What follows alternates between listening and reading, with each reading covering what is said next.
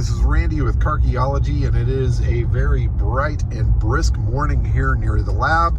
It's in the 30s, which is really cold for Southern California, but I am braving the weather and I'm on my way to a gathering of Meyers Manx dune buggies in a small town called Julian, which is in the backcountry of San Diego. So every year around Bruce's birthday, all the Manx faithful out there kind of gather to celebrate his life, and it's a good excuse to all get together and party. And this year even more so, of course, with his passing. It's going to be an interesting party and celebration of his life. I know that there's some people that are traveling from all over the country to show up to this. The gentleman that I met up with yesterday to pick up the Manx 2, he was actually traveling down from Northern California and was kind enough to haul the buggy with him to meet up with me. And he's kind of a guru of these cars. I know he's got a slideshow presentation, and he's going to say a few words about Bruce and his life and so on and so forth. In any case, I'm not driving the buggy, obviously. It's in the box trailer back behind me. I'm wimping out. I'm not going to drive an hour through 30-degree weather to go hang out, but I am going to hang out, and I am going to bring the car to share, and I'm going to take some video and photos to share with all of you. So come along, let's check it out. Now, it's a beautifully scenic drive from the lab out to Julian. In fact, it's one of my favorites when I really just want to get away from it all.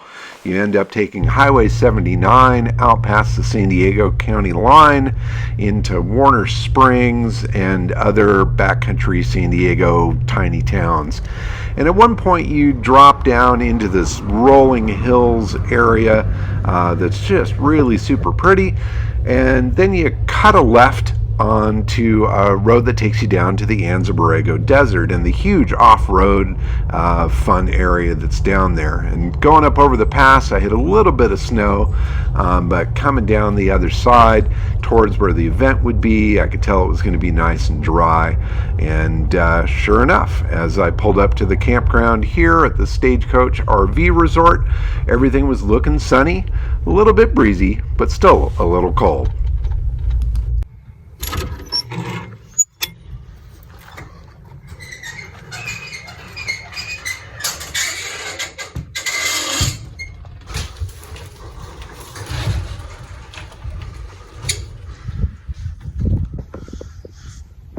Okay, I made it. We're here. Stagecoach. I've got the buggy. I've got my parka. I'm good for the day.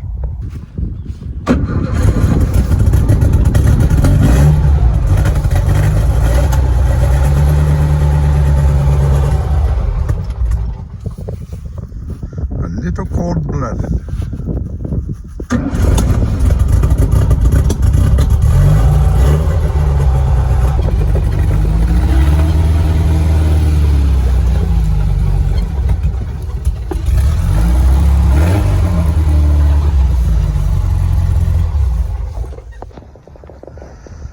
So here's Goldie 2. This is on the cover of Hot VW's magazine right now. It's been signed on the hood here by Bruce. Nice big bold signature. And this car is a really interesting car because of its history. It is an original car. It's been completely restored to look just like the first Goldie car that was on the first cover of Hot VW's magazine, that ended up turning into an off-road racer that Bruce brought to Baja to race, but unfortunately didn't finish the race. And what's great about the owners of this particular car is now that it is built and it is together, they are going to go run Baja with it and complete the race that Bruce was unable to complete. And I think that's just so badass. And they're going to do it. This is not only a very pretty car, but it's a very adept, functional, run it, drive it, flog it kind of a car. And it's a treat to see it here. Lots of neat details. The original Hirsch shifter here with kind of the copper finish on it is a cool piece. It's got Porsche 356 gauges in it. which is really cool. And then it's also got some modern stuff for safety, because they are going to race this thing. They are going to run it in Baja, and it's got a pass tech. But man, what a car. Super cool. And this is an early square tail car here. You can see the shape of this piece here. That's a design attribute of some of the first Pan Manxes that Bruce made. Here's another nice original Manx here in the metallic blue. This is original gel coat here, and that's the original color that Moondance over here should be. Ended up a bit darker, and it's also the same color as the Manx 2 that I just recently brought back to the lab. Now, I've barely got Moondance together and running. I've only done a couple of test miles with it down the road. So when everybody said, hey, we're going to go play in the dirt, I parked it and hopped in the back seat of a club member's long chassis Manx. So way by to Moondance, and we all lined up for a good run through the hills. Now, even Goldie 2 was going to join us on this one. I mean, a very historic car on the cover of the magazine, out to play. The variety of the cars at the Manx Club event was really fantastic. Everything from your classic traditional VW powered Manx on up to the Subaru powered Manxsters of all different level. This red car here being a very professional off-road racer, this Manxster being more of a street buggy. You don't even need to have a real Meyers Manx to be a part of these events.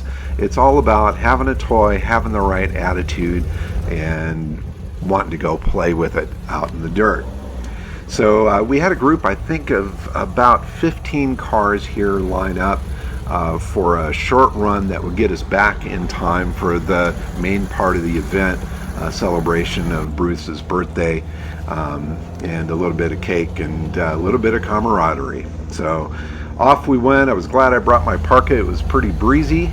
We left the stagecoach, got onto a little stretch of asphalt, and aimed into the Anza Borrego desert area. And we hung a quick left on one of the first dirt roads past the sign, and we were aiming towards a spot that they call the Squeeze.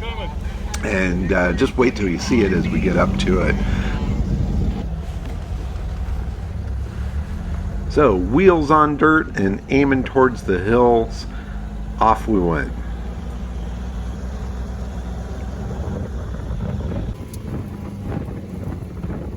Now this is a really easy trail, nothing too crazy. Starts out with some pretty smooth, fairly sandy soil.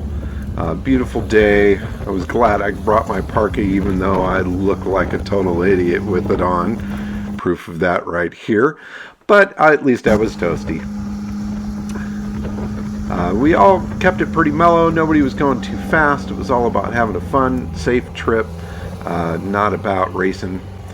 And as you get up towards the top of the mountain, things get to be a little rockier, a little bumpier, and a little slower.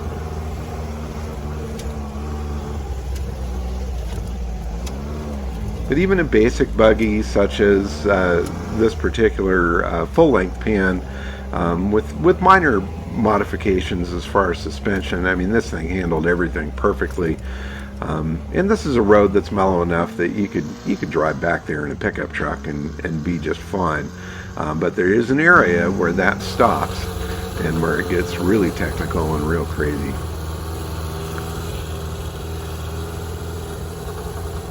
The elevation gain was certainly significant. We stopped at a couple points here to kind of regroup, try to keep everybody together, make sure nobody's getting lost or nobody's getting left behind.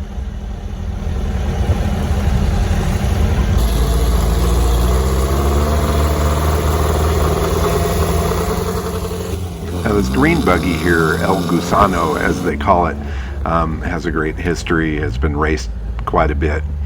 I loved seeing that car. This blue buggy ahead of us has Illinois plates on it, so that one's a long way from home.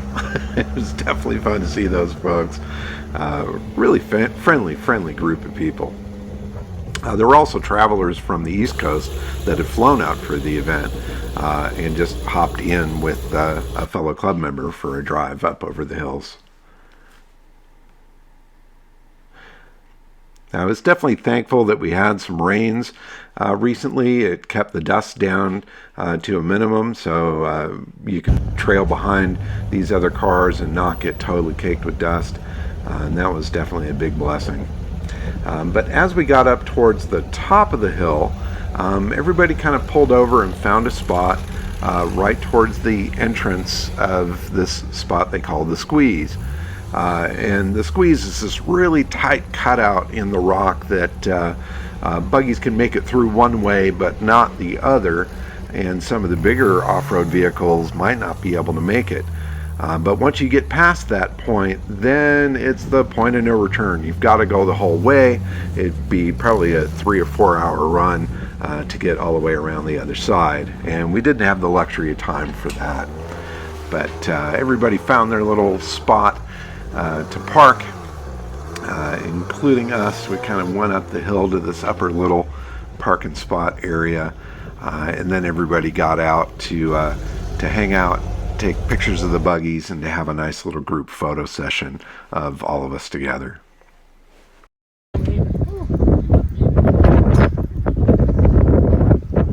And the variety of these cars is just fantastic. And to see them parked out here in their natural habitat, just beautiful. Old ones, new ones, every color. So cool. So cool. El Gusano. I love that buggy. This green Manxter was really amazing. And to see the evolution from a basic Volkswagen Pan on up to the crazy stuff, this Burro compared to this full race prep Manxter behind it, and even the little Toad that's parked there. The variety is great, and the people are even better. All right, how about a happy birthday, Bruce?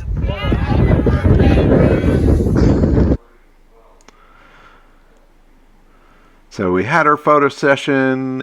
A few people had a walk down to a different spot. We watched a couple Jeeps come through to kind of work their way through the Squeeze.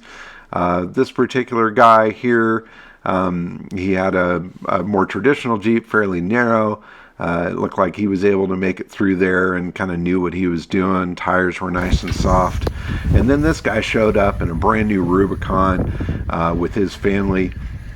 And he had never done this before, and he worked his way slowly into the Squeeze.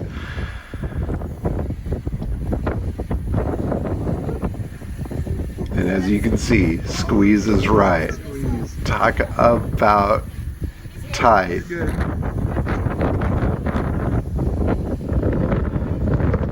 Now you really need to run that driver's side tire up onto the side of that rock. You almost need to drive on the sidewall there to make it through.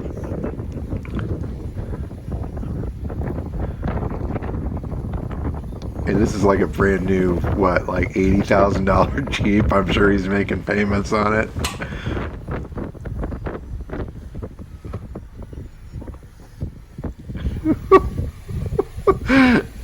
So close. So close.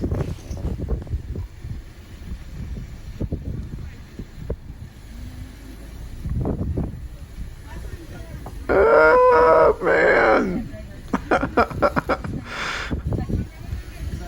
Yeah. I don't know. We're like really close on here. Little tight. Little too tight. That is what they do. They drive their tire up on the wall. I'm not going to advise you or tell you anything, but that's what they do. Now, if you're going to go out and play out here in the dirt, there's safety in numbers. You know, these folks were out there for a good pleasure drive. It was a family with their kid, and we talked them out of it. So they ended up turning around and going back, which was probably a wise move, because if they had gone beyond that point, it would have gotten into real serious trouble. So anyway, they turned around, they aimed on down the hill, and then we did the same.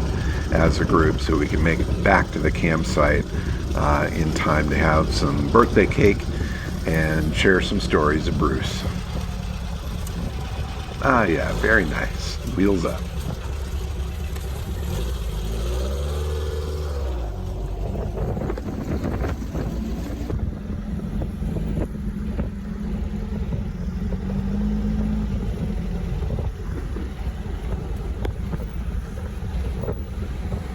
And talk about a scenic view. Look at that. It was incredible coming down. It was even colder coming down, and the sun was hiding behind some clouds. Got a little breezy as the wind was blowing up that hill. I was bundled up pretty good, but man, what a beautiful view. And so cool to see these historic buggies out there playing in the sand the way that they should. That desert landscape is just fantastic. You've got your cactuses out there, your yuccas, all the natural flora and fauna, those big rocks. I mean, these are areas that I'm used to seeing, but if you're not from this part of the world, it is an absolutely spectacular sight. Look at that. Wow.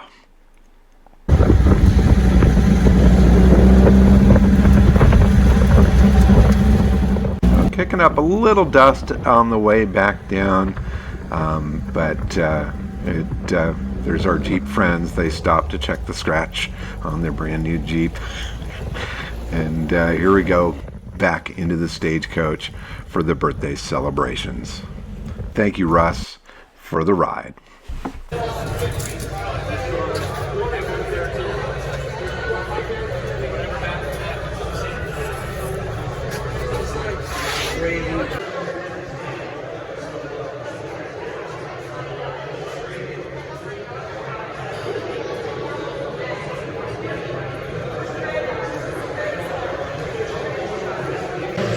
Alright, well, welcome everybody to this little informal gathering to celebrate the birthday of someone we all look up to, Bruce Meyers, creator of the little fun car that we all go out and enjoy. We'll start off first with Mr. Nelson Sparks has a little presentation. If I could say one more thing, obviously we know there's a lot going on that everybody's dealing with, so please, just let's be respectful of everybody's space and how everybody's approaching this. Obviously, okay, the COVID thing, okay? We all have our own viewpoints on things, but again, let's just be respectful of each other and you know, those that are wearing masks, those that are not, whatever, again, let's just be respectful of everybody's space so we can get through this. Thank you. And this was an article that he interviewed Bruce right about 1970. And that's when Bruce had to sell the company. And, you know, at that time, you know, there'd been a lot of challenges. But a lot of this is Bruce's words. Huddled beside the San Diego freeway, on the hazy bottomlands of Orange County, the low stucco factory is representative of 1,000 small industrial enterprises that form the backbone of Southern California's plastic transistorized economy. Inside, the owner is restless. He strides the carpeted floor of his office with a gate-legged shuffle favoring the left foot, which was nearly shorn off in a racing crash 2 years ago. Bruce Meyers, boss of B.F. Meyers and Company, the patron saint of the booming world of dune buggies, dreams of simpler days when life involved no more than surfing, strumming his ukulele on the nearby beaches, or thrashing across the wastelands of Baja in a state of purposeless exuberance. I'm an artist, not a businessman in protest. I'm interested in concepts. That's why I built the dune buggy in the first place. It was a fresh concept in automobiles. It was tremendously satisfying to do. I built the damn thing in a one-stall corrugated metal garage in an alley in Newport Beach just for myself. Then everybody wanted it. The next thing I know, I'm surrounded by money guys and managers all telling me what to do, all bugging me. Then I started making money. I didn't know what to do with it. It used to be just a lot of fun, and now I've got management counselors, and I'm driving a leased Buick Riviera. Me, Bruce Meyers, driving a Buick Riviera, for God's sakes. A sometime deckhand, commercial artist, South Seas vagabond, and boat builder. Myers has spent most of his 43 years doing things he himself thought were important, things that most of his earnest fellow citizens would never view as unvarnished hedonism. Before he reluctantly cast off into the mainstream of commerce with his dune buggy business, he spent 2.5 years in a one-room shack in Newport Beach building a 42-foot catamaran. His friends were a zany collection of sailors, cannery workers, shipwrights, abalone divers, commercial fishermen who hung around Newport Beach in a reasonable facsimile of a life portrayed in John Steinbeck's Cannery Row. When the boat was sold, Myers began to look for other things to make his way in the early 1960s.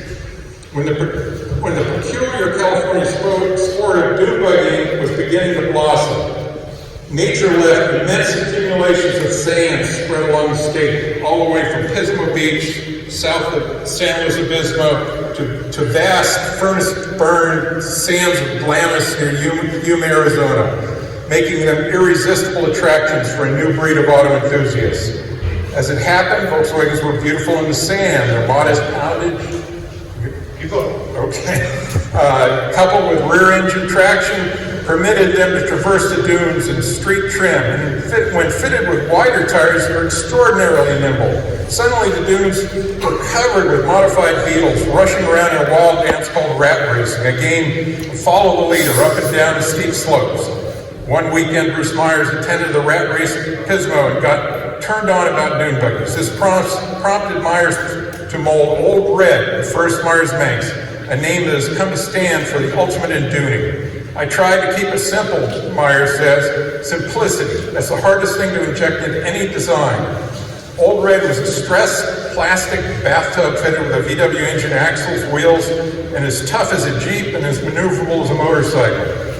It had the kind of just right lines that turned into an overnight sensation. Orders poured in, and Myers molded 12 more before he discovered its price tag of $985 was costing him money. This prompted a brilliant modification, launched the Meyers Manx into national prominence by sawing 14.5 inches out of the floor pan, a stock Volkswagen, bolted on a lighter fiberglass Manx body. He was able to cut costs and sell complete kits for $535. All the purchaser had to do is find a wrecked VW, spend a few hours of wrench and screwdriver, and he had himself a car that was the embodiment of sport and functionalism. But Bruce Meyers hadn't built Old Red just to establish a business. More important was the satisfaction of fabricating something with his own hands and then using it. Old Red's turf was the inner desolation of Baja, California. For years, Baja had been the casual playground of California's bolder cross-country motorcycle riders. A favorite trip was 832 ridged and rutted miles between Ensenada and La Paz, one of the most hostile, barren areas of the Northern Hemisphere. Well-known stunt rider and bike racer Bud Eakins held an informal record of 39 hours between the 2 points, and it was considered impossible for a four-wheel vehicle to equal this time. Then Myers and an old surfing buddy, fellow dune buggy enthusiast Ted Mangles made the run in Old Red, chopping 4 hours off the bike rider's time. Suddenly, the Baja Desert was covered with dust plumes of other contestants. After that came Nora and the first Baja 1000. This bash attracted hundreds of dune buggies, four-wheel drive vehicles, modified trucks, passenger cars, plus a mob of hard-eyed bike riders intent on proving that two-wheel desert transport is unbeatable.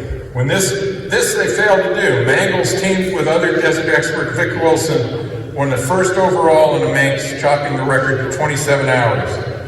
While Old Red was placed in an elaborate Briggs Cunningham Museum in Costa Mesa, an example of extraordinary design concept, Myers and Shirley, his tall, vivacious, blonde wife of that particular moment, B.F. Myers and Company, moved into larger quarters and began building Manx kits by the hundreds.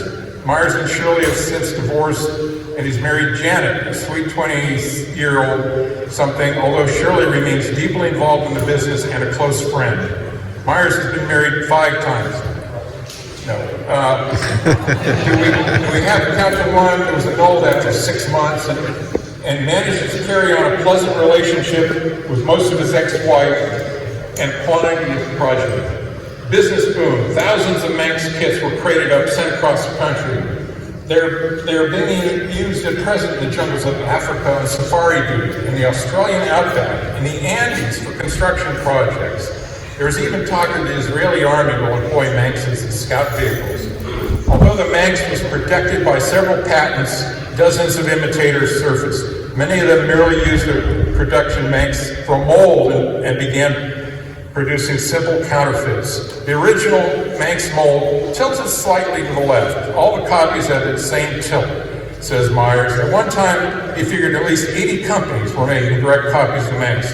We took a couple of them to court, but how do you make any sense to a judge who doesn't know a dune buggy from a grilled cheese sandwich?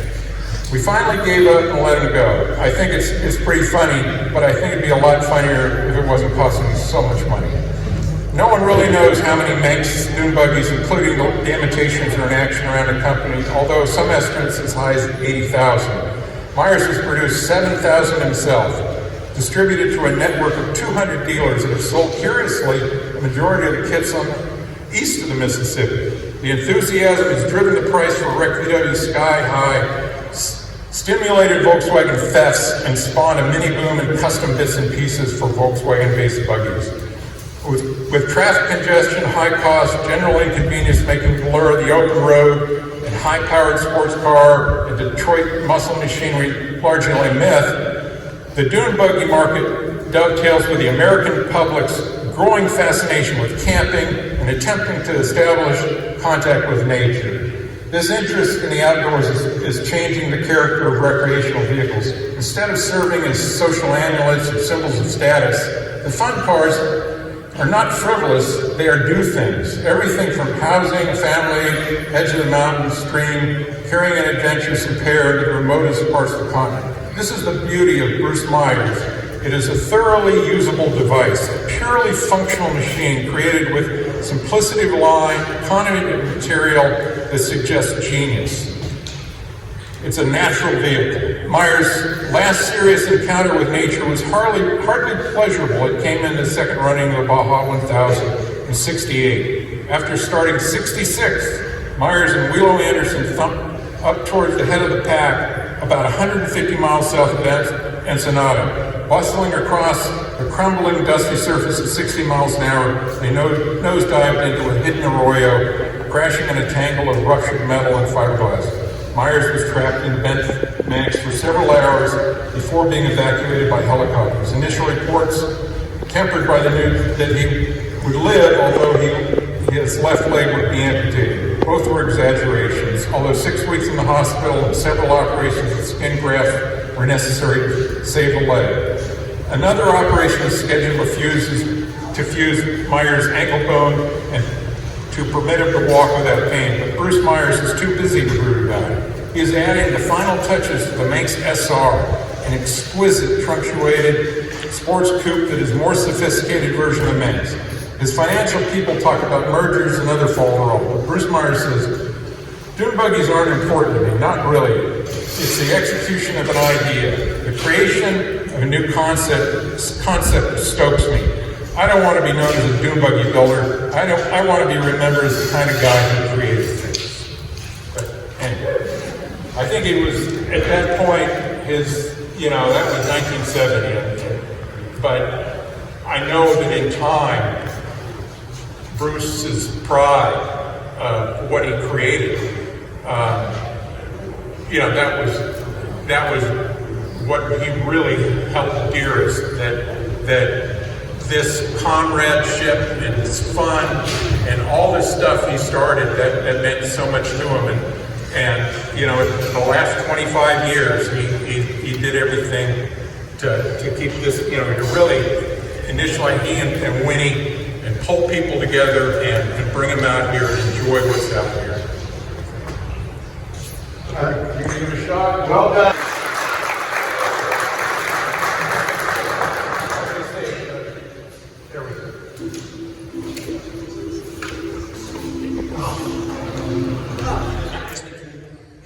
That I've always heard Bruce say is, he may not have been rich in dollars, but he was rich in love. This group of people, I would know 99% of it if it wasn't for Bruce's creation and the family that they have created, Bruce and Winnie created by forming this club. And I'll back it up to thanking Jackie Morrell for that visit of Bruce and Winnie in France, where they said, hey, Jackie told them, move on, go forward, look at the impact. Again, I think it's definitely illustrated here the impact, the people that have showed up here, those that couldn't make it here that are gathering on the East Coast right now.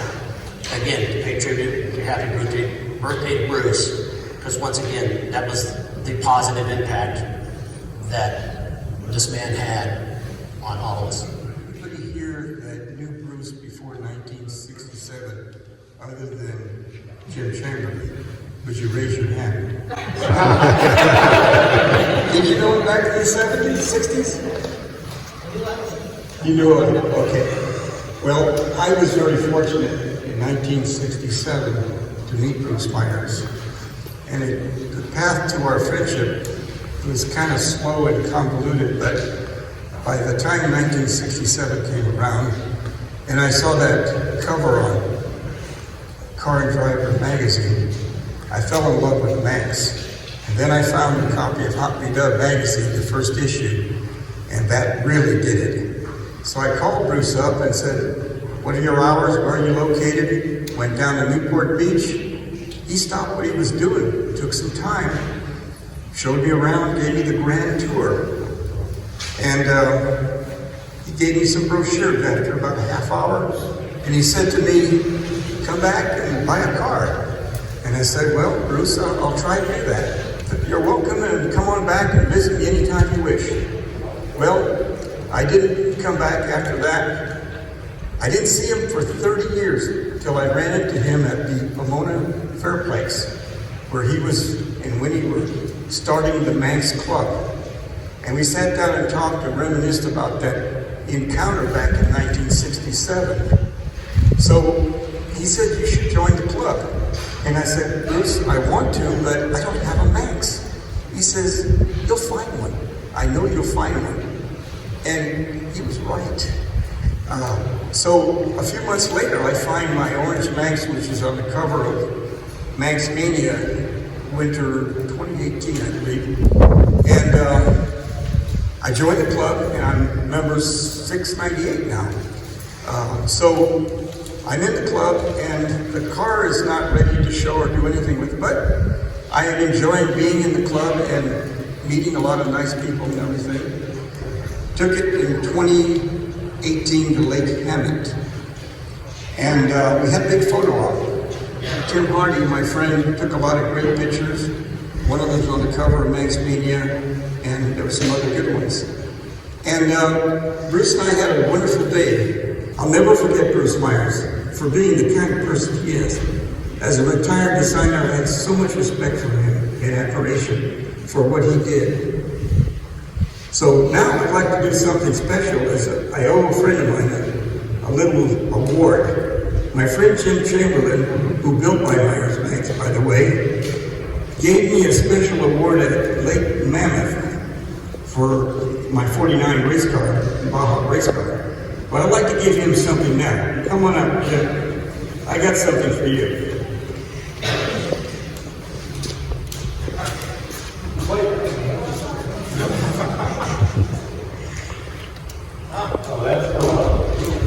This is all of us together on a wonderful day at Lake Hammond. The three of us got together, old friends, and had a picture taken. Thank you, Tim Hardy, for the wonderful photograph. That's awesome. Very nice.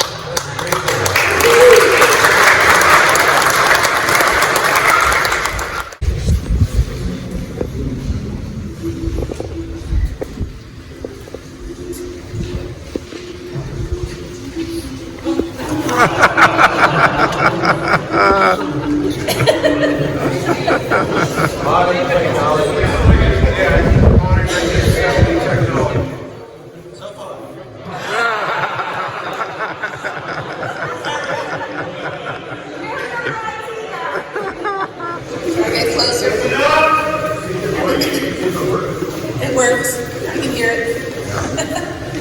So we organized a truck wagon. We had a big maxi van at that time.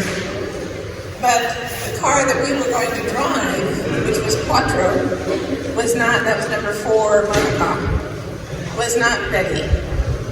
And so there were 2 guys that came out from Ohio, one being Chris Lewis.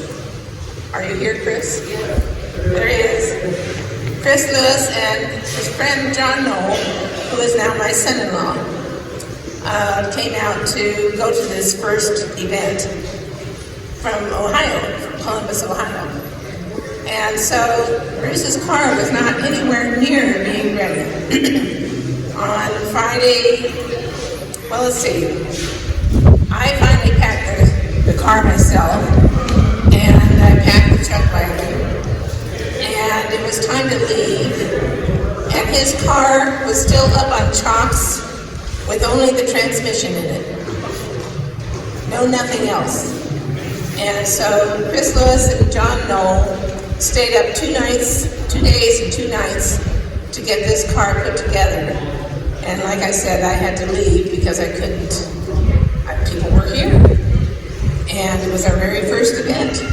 And I said, okay, I'm going. And so my daughter Brittany and I came down here, and it was nothing like this. It was just a campground with, I think they had a little enclosed trailer that was maybe a double-sized trailer or something for people gather. And so at any rate, we got there after dark, and there were probably, I don't remember, but probably about 23 cars, maybe, here. They were sure happy to see me drive up, because they thought that we had taken their money and that we weren't going to get anything anymore. And so at any rate, the next morning we got up, and all the cars parked out here in a semicircle, and I looked at my list of people, and of course Bruce still wasn't here. And I looked at my list of people, and I picked the prettiest car, and with a single driver. And so that was Doug Meyer, who said, oh, this is wonderful, because I picked him to ride with and said, we're going to be the leader now. I pre-run this with Bruce. And so he said, he was a magazine writer. And he said, I always wanted to do an interview anyway. So we interviewed while we drove. And we went up this road up to Julian and turned left at Banner and went across the mountains, excuse me, and came down the Golden Chariot Trail, which Bruce and I had pre-run in the maxi van. So if anybody's been on that trail, that was something. That was the kind of thing he would do. You know, I had no choice. Hold on for dear life type of thing.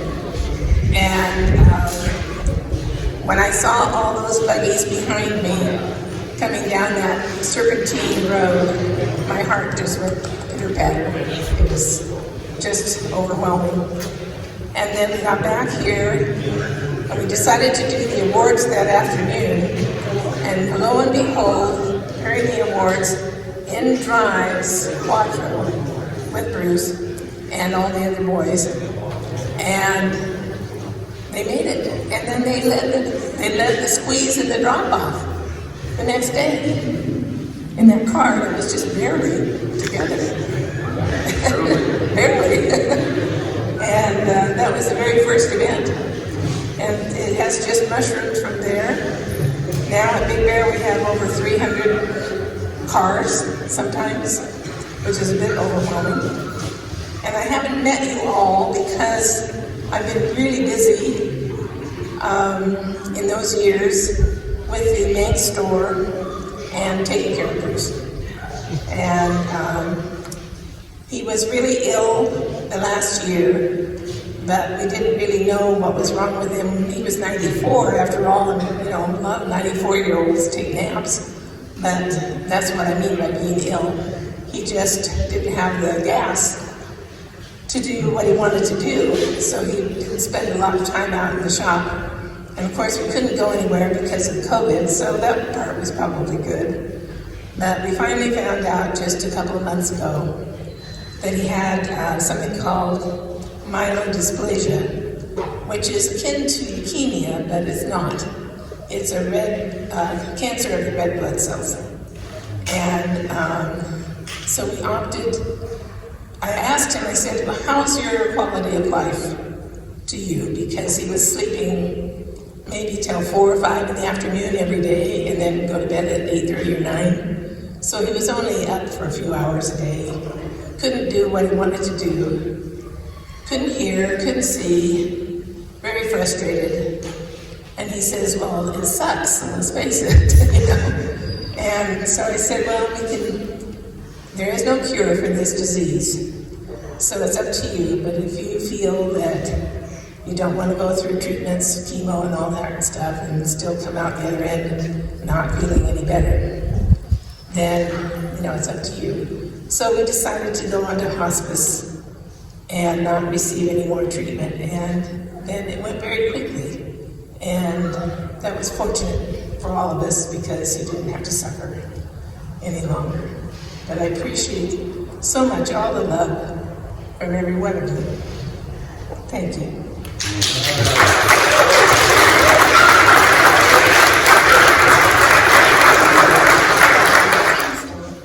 And it says, I hope we're friends until we die. And then I hope we become ghost friends and walk through walls and scare the shit out of people. That's gonna be so cool. Love, Bruce. See all of you. I think everybody kind of loves everybody, so it's wonderful. We're telling stories. We're sitting here with a cup of Fireball. And you might kind of wonder, what the hell, Fireball? Somehow or another, it's become synonymous with our club. We toast a lot of things with Fireball. It's just kind of evolved. Somehow or another, I have a bad reputation with Fireball. And believe me, I wasn't the first. I have to attribute that guy and Mark Landon and my son saying, Dad, come over and have one of these, they're really good. We're at Buellton at the time. I was throwing out trash. I didn't know that I was going to start drinking Fireball. But the trash got empty, but the Fireball got empty also. Anyway, I don't know if it's absolutely 100% true, but this is a Fireball story. In 2019, we gathered here. We had a wonderful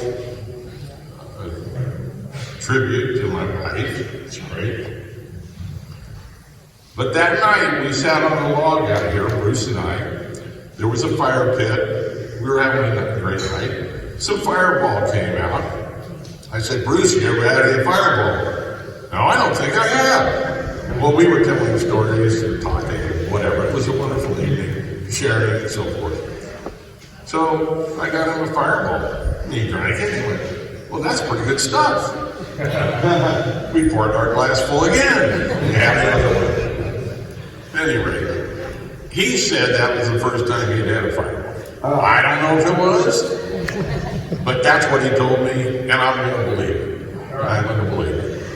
I had the opportunity about a month ago, maybe 6 weeks ago, I was down at Meyers Manx, and I said, Bruce, would you like to have a Fireball? You happen to have some there, of course, apparently. Not in my back pocket, but we got the bottle. And Bruce and I sat at his table and poured a glass of Fireball. It was wonderful. It was special. So, we might have had more than one. I don't remember. I should remember, but I don't. It's a Fireball. It was a Fireball. It was the Fireball. Blame it on the evils of the Fireball. Anyway. Was the bottle empty? No, it was a handle. We'd had it been there for quite a while. Yeah. But anyway, that's my Fireball story. That's why we're toasting Bruce today. I want to thank all of you for coming. This has been exciting and a pleasure to have everybody show up. I just want to toast Bruce because, you know, he lived such a wonderful, full life. He was more things than probably all of us put together during his life. And, you know, he was an artist, a musician, a visionary, a husband, a lover of people. He was a sailor and a war hero. He had successes, he had failures, he lived a very full life, and he made friends everywhere he went. So, toast our friend, Bruce Meyers.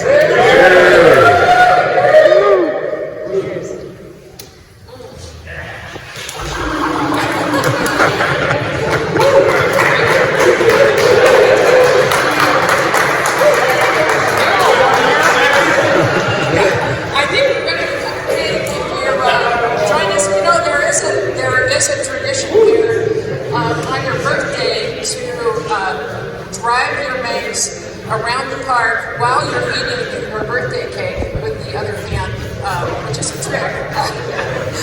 But so anyway, if you want to grab a piece of cake and go jump in your Manx, you can do that. It was the eggplant. So thank you all.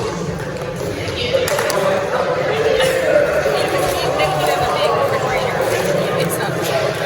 My refrigerator at home isn't big enough to put two of these in.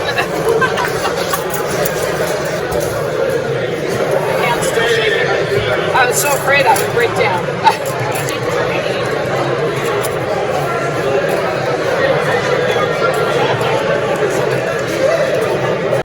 Well, I ate cake in my buggy, but I didn't get any footage of it. Sorry. Well, that was a total blast. What a great day. I'm so glad that I made the trip out to be a part of this event, to celebrate the life of Bruce, to celebrate his birthday, to hear some of the stories, and more than anything, to come out and hang out amongst the people that are living the life that Bruce created. These folks are family, and it's so awesome to see how everybody gets together, gets along. There's no stress. It's all fun. Hey, let's go play in the dirt. Let's go play with our cars. I mean, really, really awesome. Met some great people, saw some cool stuff, and had an experience that I will remember forever.